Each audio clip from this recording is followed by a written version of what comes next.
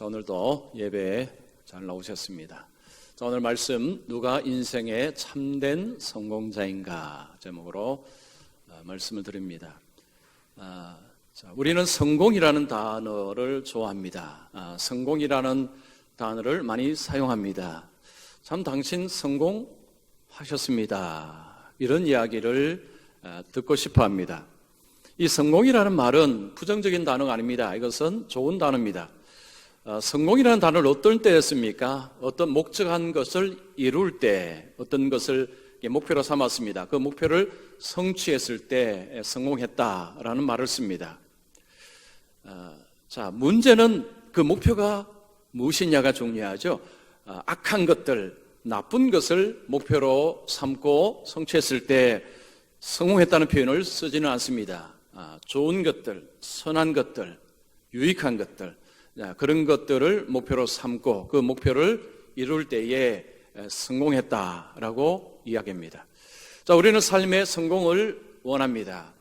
자, 보통 사람들이 삶 속에 성공을 원할 때 주로 이 네 가지 영역에서 성공을 원합니다. 자, 설교노트를 보시면 네 가지를 적었습니다. 먼저 첫 번째는 경제적인 성공입니다. 이 경제적인 성공은 내가 원하는 것을 원하는 때에 가격을 보지 않고 살 수 있는 삶, 이것을 원합니다. 우리는 어떤 것을 사고 싶을 때 가격 따지지 않고 저것 좀 사면 좋겠다, 이런 우리의 소망이 있습니다. 예수를 사실은 믿어도요, 우리가 이런 경제적인 성공에 대한 욕망을 가질 수 있습니다. 그 다음에 두 번째는 시간적인 성공입니다. 시간적인 성공은 시간의 여유를 가지고 사는 것입니다. 물질의 성공을 해서 돈을 많이 가지고 있어도 시간이 없으면 물질을 쓸 수가 없습니다. 돈을 쓸 수가 없습니다. 그러면 누구의 것이 될까요? 다른 사람 것이 됩니다. 경제적인 성공을 하고 나서 그 다음에 시간적인 성공도 해야 됩니다. 즉 시간에 쫓겨서 그냥 살게 되면요, 물질을 많이 가지고 있어도 제대로 쓸 수가 없습니다. 그래서 경제적인 성공도 원하고 시간적인 성공도 원합니다. 자, 또 성공을 원하는 것이 있습니다. 사회적인 성공입니다. 이 사회적인 성공은 어떤 사회적으로 의미 있는 위치에 들어가는 것입니다. 어떤 자리에 앉는 것입니다. 그래서 다른 사람의 삶에 영향을 끼치는 삶. 우리는 영향을 받기보다는 영향을 주는 것을 원합니다. 물론 선한 영향이죠. 선한 영향력을 끼치며 사는 삶을 우리는 원합니다. 또 하나가 있습니다. 관계적인 성공입니다.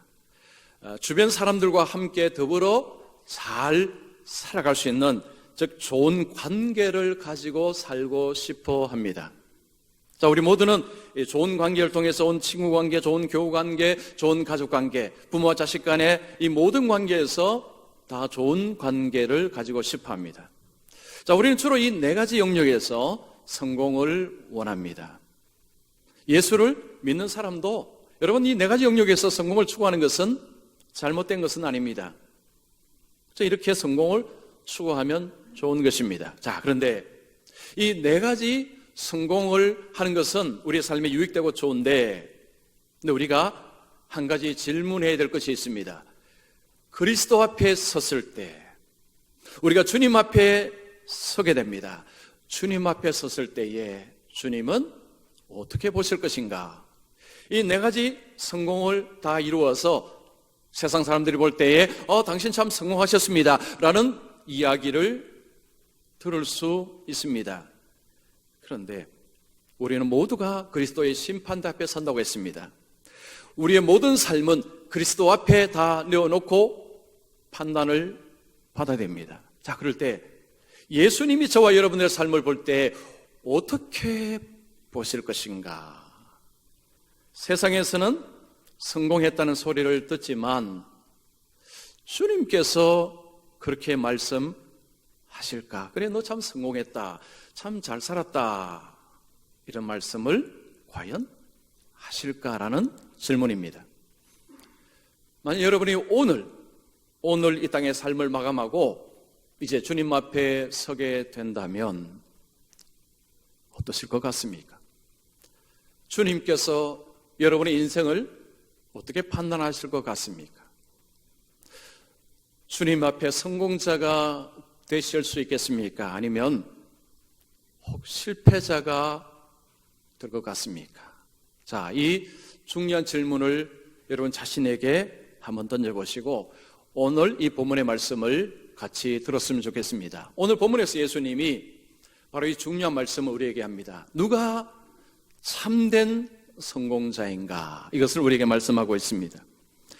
자, 먼저 첫 번째, 인생의 참된 성공자는 예수님의 말씀을 듣고 행하는 자이다. 예수님께서 누가 참된 성공자이냐? 예수님의 말씀을 듣고 그 말씀을 따라 실천하는 사람, 그 사람이 성공자이다. 이 말씀을 하십니다.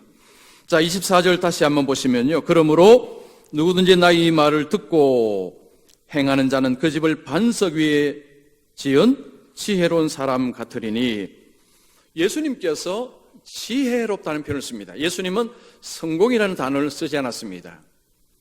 지혜로운 사람은 이와 같다라는 말씀합니다. 지혜로운 사람이 어떤 사람이라고 했습니까? 주님의 말씀을 듣고 말씀을 따라 실천하며 살아가는 사람은, 자, 그 사람을 지혜롭다 하셨습니다. 이 지혜롭다는 표현은 잘했다는 거죠. 칭찬하시는 것입니다. 즉 성공적으로 살았다, 이렇게 말할 수 있는 것입니다. 자, 예수님께서는 예수님의 말씀을 듣고 그 말씀을 삶 속에 실천하며 살아가는 사람이 성공했다, 성공한 삶이다, 이렇게 말씀을 하십니다. 자, 예수님 이 말씀을 구체적으로 좀 알기 쉽게 말씀하기 위해서 집을 짓는 비유를 말씀합니다. 집을 반석 위에 짓는 사람이 지혜로운 사람이다 라고 말씀을 하면서 예수님께서 주님의 말씀을 듣고 말씀을 순종하는 사람은 반석 위에 집을 세운 사람처럼 지혜롭다, 이 말씀을 하고 있는 것입니다. 자, 그러면 여러분, 반석 위에 집을 세우는 것이 왜 지혜로운 것입니까? 건물을 세울 때에 그 건물의 기초를 반석, 이 반석은 돌을 말합니다. 바위 덩어리를 말합니다. 이 돌 위에다가 집을 세울 때, 건물을 세울 때 이 건물이 튼튼하게, 아주 견고하게 설 수 있기 때문입니다. 미국 뉴욕을 가면, 뉴욕은 바로 옆이 바다입니다. 바다 옆에 도시가 있습니다. 근데 그 도시의 빌딩들이요, 어마어마하게 많습니다. 여러분, 강남에 가면 빌딩들 쭉 있지 않습니까? 그건 비교가 되지 않습니다. 그 세 발에 핍니다. 그냥 보면요, 우와, 그 엄청난 높이의 이 고층 빌딩들이요, 그냥 숲을 위에 쫙 있습니다. 근데 그 옆이 바다입니다. 이 바닷가에 어떻게 이런 건물들이 이렇게 많이 설 수 있을까? 비결은 그 뉴욕의 땅을 파면 바위 덩어리라고 합니다. 이 땅 밑에 바위 덩어리들이 땅 밑을 형성을 하고 있다는 것입니다. 그래서 그 빌딩들을 세울 때 그 바위 덩어리 위에, 그 반석 위에 그 높은 건물들을 세웠다는 것입니다. 자, 예수님께서 반석 위에 건물을 세우는 자가 지혜롭다, 이런 의미에서 말씀하는 것입니다. 자, 그런데 여기서 우리는 또 이런 질문을 해볼 수 있습니다. 아니, 건물을 꼭 반석 위에만 세워야 건물을 세울 수 있습니까? 그냥 흙 위에 아니면 모래 위에도 건물을 세우는 것은 가능하지 않습니까? 가능합니다. 여러분, 흙 위에도요, 그리고 모래 위에도 건물 세울 수 있습니다. 그런데 문제가 발생합니다. 무슨 문제가 발생합니까? 살다 보면 비도 내리고 상수도 나고 바람도 분다. 자, 예수님께서 26절에 말씀하셨죠. 비가 내리고 창수가 나고 바람이 불어 그 집에 부딪히되 무너지지 아니하나니. 여기서 비라는 것은요, 그냥 보슬비가 아닙니다. 폭우를 말하는 것입니다. 폭우. 폭우가 내리고, 창수라는 것은 물이 불어나는 것을 말합니다. 물이 확 불어나는 것을 말합니다. 그 다음에 바람은요, 그냥 바람이 아니라 강풍입니다. 태풍입니다. 여러분, 살다 보면 폭우도 내리고, 폭우가 내려서 물이 불어나기도 하고, 그리고 태풍이 오기도 한다는 거죠.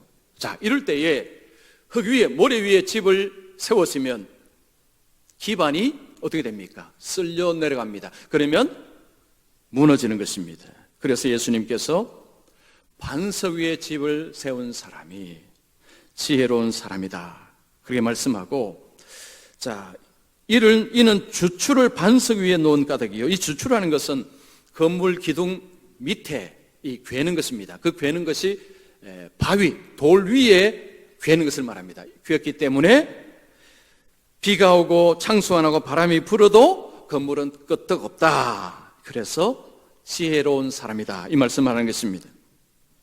자, 예수님께서는 이 비유를 말씀하시면서 인생도 똑같다는 거죠. 똑같다는 것입니다. 집을 반석 위에 세운 사람이 지혜로운 것하고, 인생을 예수님 말씀을 듣고 말씀을 행하는 것하고 이치가 똑같다라는 말씀을 하는 것입니다. 누구든지 예수님 말씀을 듣고 행하는 자는 집을 반석 위에 세우는 것처럼 지혜로운 것이다, 주님은 이 말씀하고 있습니다. 자, 그리고 주님이 이 말씀하실 때 말씀을 듣는 것하고 행하는 것을 따로 이야기합니다. 말씀을 듣고 행한다라는 표현을 쓰십니다. 자, 이 표현은 뒤에 나오지만 말씀을 듣고도 행하지 않을 수도 있다는 거죠. 즉, 어떤 사람은 말씀을 열심히 듣는데 말씀을 따라 행하지 않는다는 것입니다. 듣기만 한다는 거죠. 이것을 야고보는 자기를 속인다고 이야기합니다. 야고보서 1장 22절 보십시오.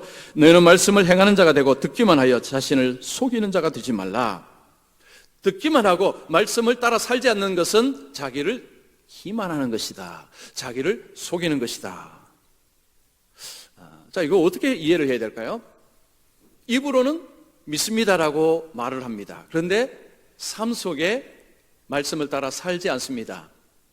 입과 손과 발이 따로 노는 거죠. 스스로는 믿는다고 생각을 하는데, 그런데 삶으로 드러내는 것입니다. 뭘 드러냅니까? 나는 안 믿는 사람이요. 이것을 실천적 무신론자라 이렇게 부릅니다. 듣기만 하고 실천하지 않습니다. 실천적인 무신론자라 이렇게 부릅니다. 안 믿는 거라는 거죠. 그런데 본인도 본인에게 속은 것입니다. 나는 믿는데, 그렇게 생각한다는 거죠. 그래서 자기를 속이는 자가 된다는 것입니다. 자, 여러분 어떻습니까? 여러분 말씀을 듣고 말씀을 잘 행하십니까? 자, 이런 질문을 던지면 여러분 어떻게 대답을 하시겠습니까? 아마도 대답하기 좀 곤란할 것입니다. 말씀을 순종을 안 하는 건 아니죠. 말씀을 순종을 하는데, 근데 또 말씀을 순종도 또 안 하기도 합니다. 이러니까 이걸 내가 한다고 해야 될지 안 한다고 해야 될지 본인도 좀 헷갈릴 수 있습니다. 자, 질문을 그냥 좀 바꾸겠습니다. 여러분 말씀을 따라 순종하면 어떤 일이 벌어집니까? 주님께서 말씀하는 바를 따라 순종하게 되면 어떤 일이 벌어졌습니까? 여러분 어떤 경험을 하셨습니까? 15년 전쯤에 유럽의 오페라계에 혜성같이 등장한 한 여성이 있었습니다. 자, 이 여성은요, 단역 조역을 하지 않고 바로 주인공으로 발탁이 되었다고 합니다. 무슨 역이냐면 나비 부인입니다. 나비 부인. 부치니의 오페라 나비 부인의 그 역을 여성이 맡은 것입니다. 이 나비 부인은 배경은 일본의 나가사키 이 지역을 배경으로 하는데, 미군 해군 핑커튼이라는 사람하고 일본 기생 나비 부인의 이 사랑이 있는데, 그런데 결국은 이 미군이 이 나비 부인을 차버렸습니다. 그러니까 비극적인 내용이라고 합니다. 자, 이 오페라가 유명한 오페라인데 이 오페라의 당당한 주인공이 된 것입니다. 자, 유럽의 이탈리아나 유럽에서 성악을 전공하는 분들이 참 많다고 합니다. 우리 한국 분들 많은데, 그런 주인공의 자리에 가는 것은 거의 바늘구멍이라고 합니다. 그러니까 쉽지 않다는 거죠. 수많은 사람들이 그런 그 꿈을 가져 나가지만 그 꿈을 이루는 사람은 아주 소수의 사람, 작은 사람만이 그런 꿈을 이룬다고 합니다. 자, 이 여성도 이탈리아에 유학을 하고 활동을 하는데 이 제대로 자리를 잡지 못했습니다. 거기서 이제 결혼도 했습니다. 그런 가운데서 이 여성이 왜 내가 지금 이렇게 일을 제대로 못할까라고 분석을 하면서 자신의 눈을 원인으로 지목을 했습니다. 쌍꺼풀 수술을 안 한 것이 이유가 되겠다, 그런 생각을 한 것입니다. 저는 쌍꺼풀 수술을 하고 안 하고 차이를 잘 모르겠습니다. 그런데 아마 이제 우리 여성들은 아시겠죠. 그러니까 이 여성이 볼 때는 한국 여성이든지 일본 여성이든지 이 여성들이 보니까 대부분 쌍꺼풀 수술을 거의 다 했는데 본인이 안 한 것입니다. 아하, 이게 문제일 수 있겠다, 그렇게 생각을 하고 서울에 있는 어머니에게 전화를 했습니다. 어머니, 내가 쌍꺼풀 수술을 좀 받고 싶은데 그 최고의 권위자를 좀 찾아서 예약을 좀 해 주십시오. 여러분, 성형 수술의 대가는요, 대한민국에 있다고 합니다. 대한민국. 한국 땅에 이 성형 수술의 그 대가들이 있다고 합니다. 이 어머니가 열심히 이게 수소문을 했어요. 정말 최고의 권위자를 찾았습니다. 여러분, 최고의 권위자에게 수술을 받으려면 얼마나 걸릴까요? 예약이 엄청나게 있었습니다. 그러니까 그 예약대로 가려면요, 수술을 받기 위해서 엄청나게 기다려야 됩니다. 그러면 그 순서를 바꾸려면 어떻게 하면 되죠? 백을 쓰면 됩니다. 백. 우리나라는 백이면 통하죠.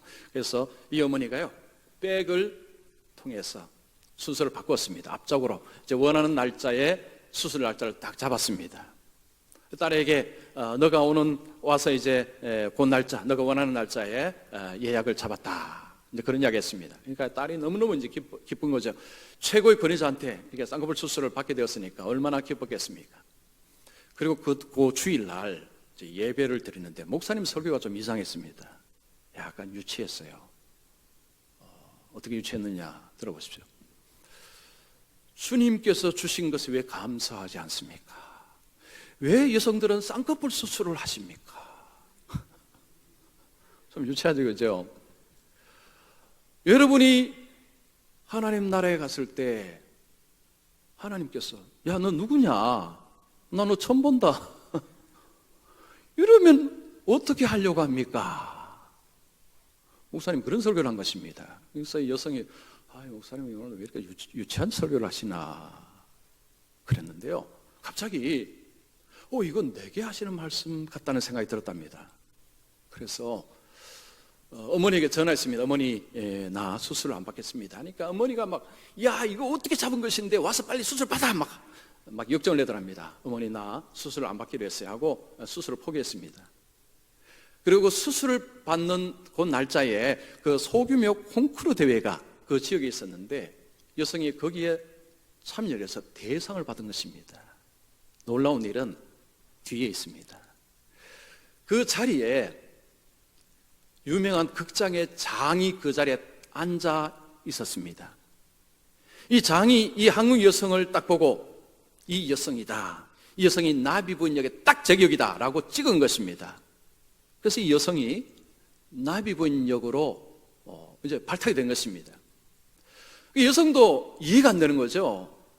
어떻게 자신은 그렇게 경력이 별로 좀 일천하고 한데 어떻게 그런 엄청난 자리에 자기를 발탁을 한 것인지 자기도 이해가 되지 않았습니다. 그래서 물어봤답니다. 아니, 어떻게 나 같은 사람을 발탁을 했습니까? 그때 극장장이요, 당신 눈 때문이다. 당신 눈 때문이라고 하더랍니다. 그 나비부인역은요, 일본 여성을 해야 된답니다. 근데 이분이 일본 여성들을 보니까 가창력이 당연히 있어야 되고요, 그 다음에 전부 쌍꺼풀 수술을 다 해갔고요, 자기 보기에 일본 여성 같지를 않더랍니다.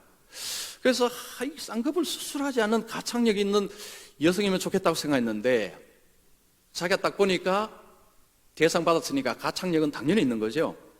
눈을 보니까 쌍꺼풀 수술을 안 한 것입니다. 그래서 이 극장장이 당신이 바로 이 역에 딱 맞는 사람이라고 내가 생각해서 그래서 당신을 뽑았습니다. 이분이, 이 여성이 그 이야기를 들었을 때 여러분 같으면 어떻게 하시겠습니까? 여러분 소름 끼치지 않겠습니까? 이 여인이 그 이제 무대에서 역을 할 때요, 마음으로 하나님을 찬양했다는 것입니다. 여러분, 하나님은 우리에게요 말씀하십니다. 성경의 하나님은 말씀하시는 하나님이십니다. 여러분 믿으십니까? 여러분 이거 믿으셔야 돼요. 이거 믿으셔야 됩니다. 하나님은 말씀하십니다. 문제는 우리가 못 듣는 게 문제예요. 하나님은 우리가 성경을 읽을 때 말씀하십니다. 그리고 우리가 말씀을 들을 때 말씀하십니다. 특별히 여러분, 예배라는 이 환경은 하나님의 임재라는 환경입니다.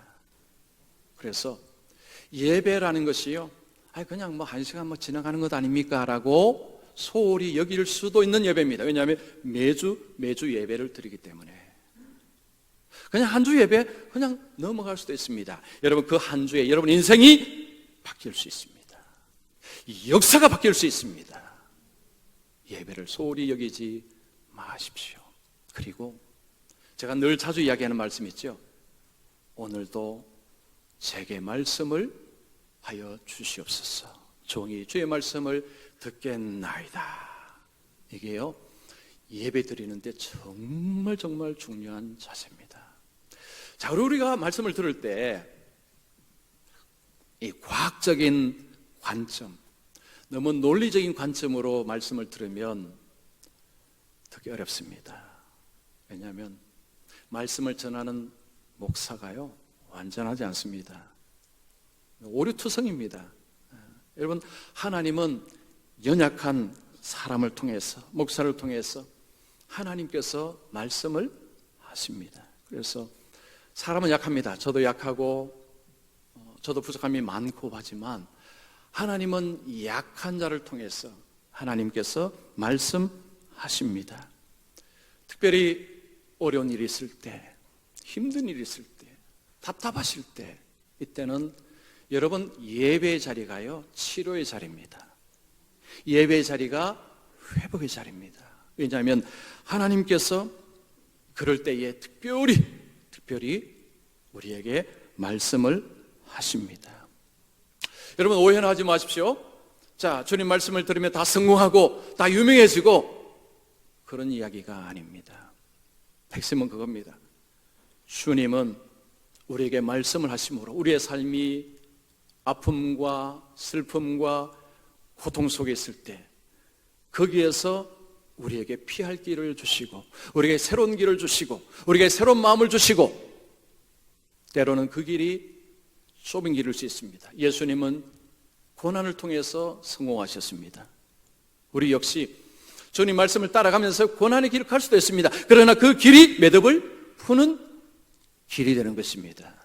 중요한 것은 얼마나 화려하게 남들 위해 성공했다는 소리를 듣는가 이것이 아니라 주님 말씀에 들을 수 있는 사람이 될 때 우리의 삶에 비가 내리고 장수가 나고 바람이 부는 이런 일들이 수도 없이 일어날 때 그 가운데서도 꿋꿋이 일어나서 걸어갈 수 있는 그런 힘을 주시는 분이 우리의 하나님이십니다.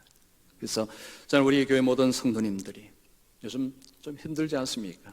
이럴 때에 더욱더 하나님께 귀를 열고 하나님 말씀에 또 순종하셔서 그래서 여러분의 삶이 주님 앞에서 성공자의 삶이 되시기를 축원합니다.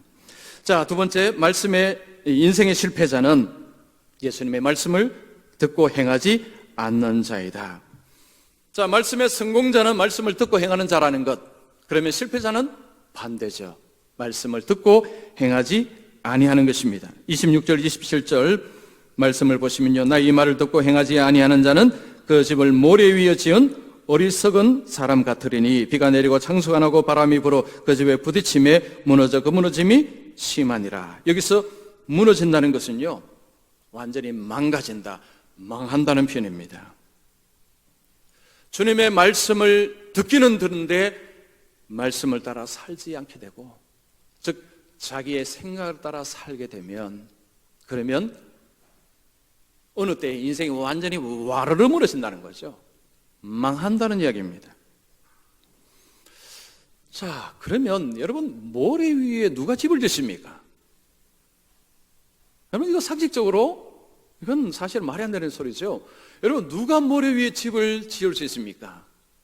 주님이 왜 이런 말도 안 되는 소리를 하셨을까요? 여기에는 이런 의미가 있습니다. 말씀을 듣고 말씀을 순종하지 아니한 것은, 이것은 말이 안 되는 소리라는 거죠. 누가 이런 말이 안 되는 삶을 살아가느냐, 이런 말입니다. 모래 위에 집을 짓는 사람 우리는 욕합니다. 에이구 저 어리석은 사람. 그런데 본인이 말씀을 듣고 순종하지 아니할 때 본인에게도 그 어리석은 사람이라는 생각은 하지 않는다는 거죠. 주님의 말씀은 너가 그 사람하고 똑같다는 이야기입니다. 저 모래 위에 집을 짓는 사람 보고 막 비난하지, 너가 말씀을 듣고 순종하지 아니하는 너가 똑같다, 너가 바로 어리석다, 이런 이야기를 하는 것입니다. 자, 여러분이 모래 위에 집을 짓는 사람은요, 왜 그럴까요? 왜 납득이 되지 않는 것을 할까요? 거기에는 이유가 있습니다. 조급해서 그렇습니다. 조급해서 그래요. 이 밑에 바위가 있고 돌이 있으면요, 이게 얼마나 힘들지 모릅니다. 요즘이야 뭐 장비들이 있어서 뭐 한다 하죠. 여러분 이 지금 예수님 시대에 장비가 없는 시대에 여러분 거기 흙을 파고 거기에 돌을 고르고 간다는 것은 이거 보통 힘든 일이 아닙니다. 보통 귀찮은 일이 아닙니다. 수고하고 힘쓰는 것을 안 하는 것입니다. 모래 위에 인생을 짓는 것은요, 힘들고 어려운 것 안 하겠다는 것입니다. 여러분 예수님을 편하게 믿지 마십시오. 쉽게 믿으려고 하지 마십시오. 그 길은 넓은 길입니다. 주님은 좁은 길을 가라고 하셨습니다. 그 바위를 고루 가는 일은요, 시간이 걸립니다. 인내가 필요합니다. 주님 앞에서 말씀을 듣고 살아가는 데는요, 인내가 필요합니다. 솔로몬은 조급함이 인생의 문제라고 이야기합니다. 잠언 21장 5절 보십시오. 조급한 자는 궁핍함의 일을 따름이니라.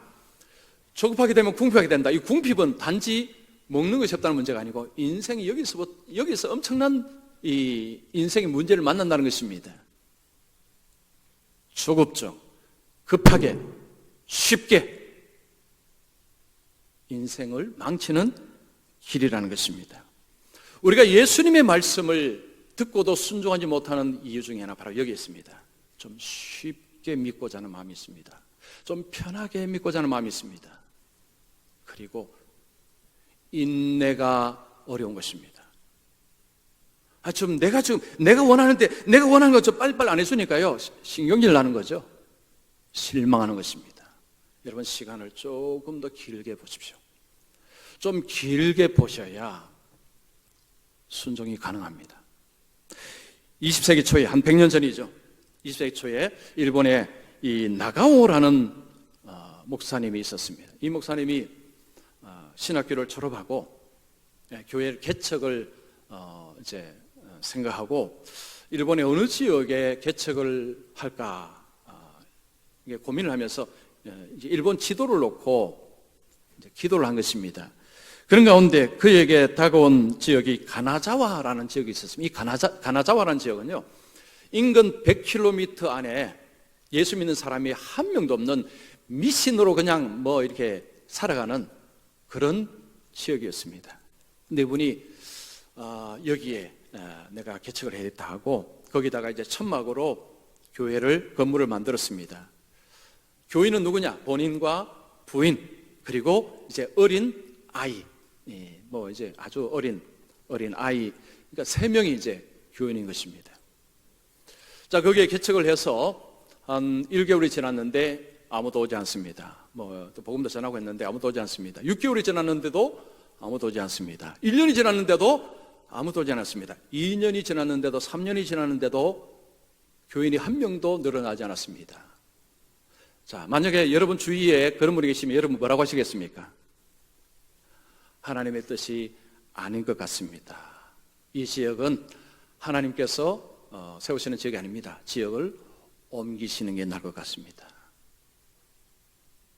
속으로는 미련한 목사야. 어떻게 이렇게까지 할 수 있느냐 이런 생각 들 수 있습니다. 근데 이분은 3년, 4년, 5년 동안 계속해서 그냥 그렇게 교회를 지킨 것입니다. 5년이 딱 지난 후에 주일 저녁 예배했다고 합니다. 한 젊은 사람이 이제 교회당으로 들어온 것입니다. 이 목사님이 얼마나 기뻤는지요. 그러니까 열정이 배가 돼갖고 막 열심으로 그렇게 설교를 했답니다. 그리고 그 청년을 이제 집으로 초대를 해서 같이 이제 식사를 했습니다. 식사를 하는데 갑자기 욱 하더니 핏덩이를 팍 터내는 것입니다. 폐결핵 환자였습니다. 폐결핵 환자. 요즘도 여러분 폐결핵 환자는요 가까이 여러분 쉽지 않습니다. 근데 그 100년 전에 그때는 폐결핵 환자하고는 같이 어울리지 않는 시대였습니다. 핏덩이를 그냥 쏟아냈습니다. 그때 이 목사님이 이런 생각이 들었답니다. 아니 어떻게 이런 폐병 환자가 내게 올 수 있느냐. 당장 쫓아내버릴까. 그러다가 마음속에 이런 생각이 들었답니다. 이 사람이 하나님께서 보내주실 수도 있는데, 그리고 수건으로 핏덩이를 다 닦았답니다. 알고 보니까 이 젊은 사람은요 유명 정치인의 사생아였습니다. 이 사생아다 보니까 어린 시절부터 굉장히 삶이 불행했습니다. 복음을 듣고 신학교에 들어가서 이제 앞으로 목사가 되겠다고 신학교육을 받는데 이 폐결핵이 이제 걸린 것입니다. 그러니까 신학교에서요 이제 학교 나오지 말라고 강제적으로 강제 휴학 명령을 내렸답니다. 학교도 못 갑니다. 이뿐이 아니라 자기 아는 교인들도 다 자기를 다 떠나갔답니다. 즉 가까이 오지 않는다는 거죠. 그러니까 교인들, 자기 친구들 다 이렇게 자기를 이렇게 버렸다는 생각이 들었답니다. 그러니까 버림받은 느낌이 들었답니다. 그때 생각이 든 것이 예수 믿어 뭐하나? 예수도 성경도 다 거짓말이다. 이거 다 거짓말이다. 자기 눈에 보니까 예수 믿는 사람이 한 명도 없었습니다. 이게 다 거짓말이라고 생각된 거죠. 그래서 내 인생 그냥 여기서 끝내야 되겠다 생각하고 인생 포기를 하려고 했는데, 그때 이 젊은 사람이 나가오 목사님 이야기를 이렇게 들은 것입니다. 주위에 사람 들었는데 5년 동안 교인 한 명도 없는데 교회에 붙들고 있는 목사님이 있다는 이야기를 들었습니다. 그때 이분이 이럴 때 와, 그런 분이라면 진짜 훌륭하겠다 생각하고 내가 죽기 전에 그 목사님 한번 만나보고 만약에 그 목사님도 예수님하고 가르침이 다르면, 예수님 가르침하고 다르게 하면 나는 인생을 끝내야겠다 하고, 그리고 그 교회를 찾아간 것입니다. 찾아갔는데 식사 대접을 하고 자기가 피를 쏟아냈는데 그 피를 닦고 그리고 그 집에서 살도록 했습니다. 그리고 이분이 폐병에서 이제 나았습니다. 신학교로 다시 복학을 했습니다. 이분이요, 우리는 잘 모릅니다. 그런데 일본의 기독교 역사에서는 엄청난 분이라고 합니다. 이분의 이름이 가가와 도요히코. 참 일본 이름이 좀 어렵습니다. 가가와 도요히코라는 목사님인데요, 이분이 신학을 졸업하고 어디서 사역을 했느냐, 고베 도쿄에서 빈민사역을 했다고 합니다. 설교할 때 이런 표현을 써야 될까 말까 고민하다가 좀 그래도 쓰겠습니다. 그 빈민의 사역을 하니까 이분들이 제대로 못 먹고 하니까 이게 대변을 제대로 못 봤다고 합니다. 안에서 이게 막 딱딱하게 말라붙은 거죠. 이럴 때 이분이 그 사람들의 자기 손을 거기다 넣어갖고요 뽑아내는 걸 하고, 이보다 더한 것도 했다고 합니다. 자기 입으로 침으로 그 대변을 녹이고 빨아내는 이런 것까지 했다고 합니다. 그래서 어떤 분이 놀라갖고 물었답니다. 아니 어떻게 이렇게 할 수 있습니까? 그때 이분이 뭐라고 한 줄 아십니까? 저는 배운 대로 할 뿐입니다. 제 선생님은 더합니다. 제가 폐병 걸려서 피를 쏟아낼 때 제 선생님은 그것을 닦아준 분입니다. 제 선생님에 비하면 저는 아무것도 아닙니다. 이분이 이런 이야기를 하더랍니다.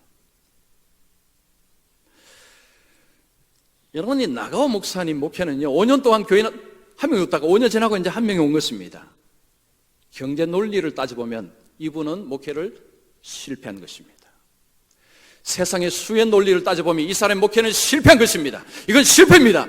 그런데 이분의 목회는 실패가 아닙니다.